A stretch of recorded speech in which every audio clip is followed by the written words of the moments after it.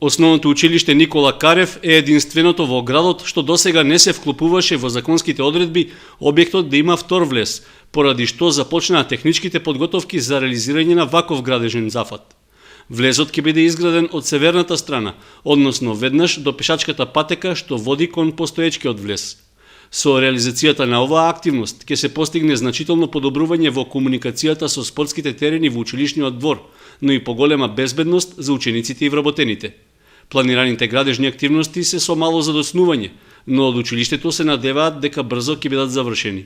Се надеваме, значи, овој градежни дел према нивната динамика и према оно што се обврзани према УСАИД да завршат во месец декември.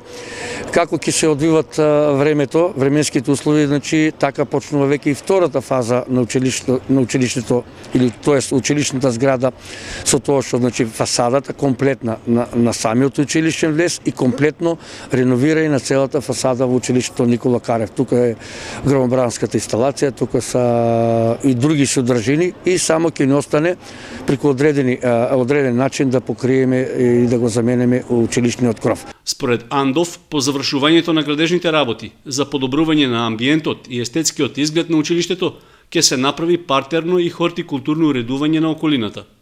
Со изградбата на помошниот влез, планирано е да се направи двојно одделување на внатрешноста на зградата од надворешниот дел со мала просторија, што ќе има функција на термичка изолација.